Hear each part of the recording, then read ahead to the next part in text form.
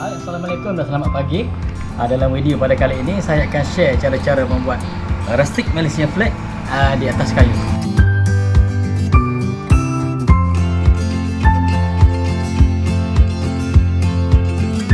Pertama sekali, kita perlu dapatkan kayu pine terlebih dahulu.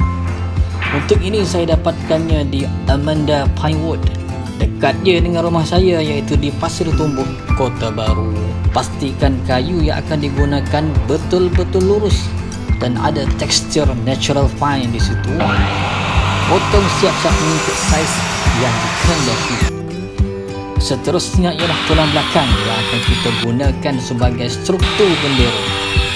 Pastikan ukuran tepat dan selari antara satu sama lain. Bagi projek ini saya sediakan 3 tulang belakang untuk kuatkan struktur bendera. Apit G diperlukan dan juga apit tengah untuk pastikan kayu yang disusun betul-betul rapat dan tidak ada ruang rongga.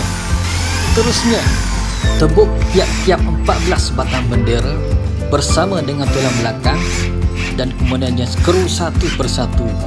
Diperlukan bagi tugasan ini. Pastikan skru juga rapat dan ketat supaya tiada ruang di antara tulang belakang dan 14 batang kayu.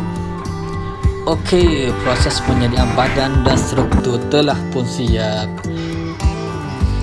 Seterusnya, kita perlu tanda satu persatu 14 batang bendera untuk pastikan kedudukan tidak berubah, iaitu bermula dari nombor 1 sehingga 14. Begitu juga dengan tulang belakang yang perlu juga ditanda supaya tidak berubah kedudukannya. Sekiranya tidak ditanda, dikhawatiri lubang-lubang skru akan berubah dan alignment juga akan lari. Selepas proses penandaan, skru-skru perlu dibuka semula untuk proses pewarnaan. Tampal tip kertas atau gap sticker untuk asingkan warna-warna yang berbeza. Bagi projek ini, saya mulakan dengan warna merah terlebih dahulu dan saya gunakan spray dalam tin.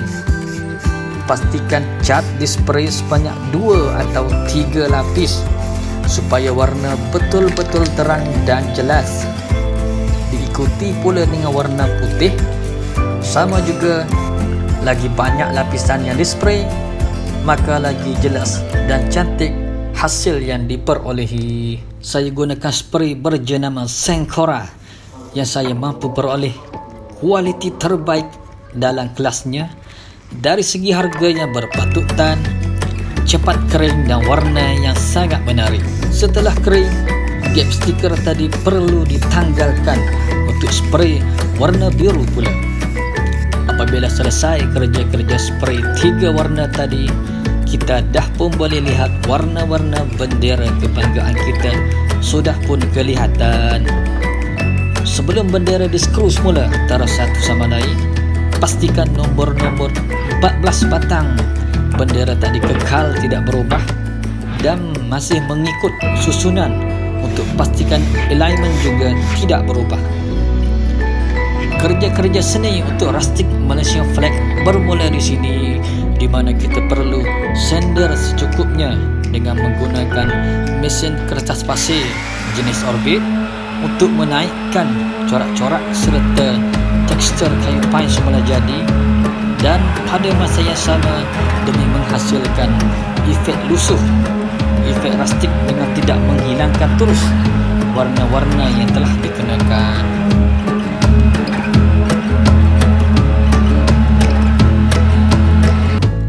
Setelah selesai sender, tibalah masa untuk cat bulan dan bintang. Untuk ini, saya gunakan stiker yang boleh didapati di mana-mana kedai stiker berhampiran anda. Sebelum menempah stiker tersebut, saiz yang tepat perlu diukur mengikut ukuran background yang tersedia.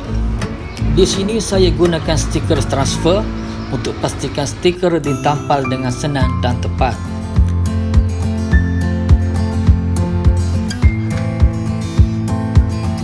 Seterusnya ialah buang bentuk bulan dan bintang dan alihkan pada tapak stiker.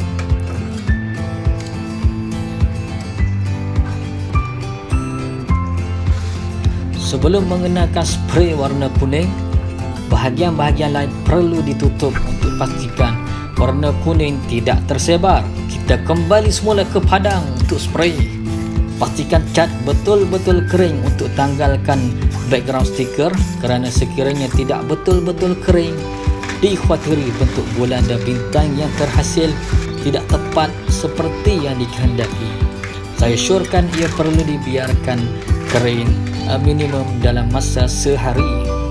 Setelah kering, kita perlu sender pula bahagian bulan dan bintang. Namun untuk kali ini, mesin sender tidak perlu ditekan sangat agar warna kuning tidak berubah warna. Lakukan dengan lembut dan berulang kali. Kini tibalah masanya untuk seni yang kedua pula, iaitu pembakaran ke atas permukaan bendera untuk hasilkan efek burn dan torch. Di sini saya gunakan butan gas yang kita boleh dapatkan di mana-mana kedai hardware atau Mr. DIY. Di samping menghasilkan efek terbakar, ia juga berfungsi untuk naikkan semula tekstur menarik natural pine yang terdapat pada kayu. Lakukan dengan perlahan-lahan dan cuba highlight touch pada bunga kayu serta tekstur urat kayu yang tertera. Touch ini juga perlu dikenakan ke permukaan kayu pada jarak yang selamat supaya hasilnya tidak nampak hangus dan tidak terlalu gelap. Alhamdulillah, inilah hasilnya. Kita telah cat di peringkat awal, sender dan kemudiannya torch. Dan berikutnya adalah step terakhir bagi projek rustic Malaysian flat ini, iaitu kita akan kenakan shellac jernih khas untuk kayu sebagai finishing project. Shellac ini akan menghasilkan lapisan kilat yang sangat cantik dan menarik. Untuk ini juga kita perlu biarkan ia kering dalam masa 1 atau 2 hari di tempat teduh.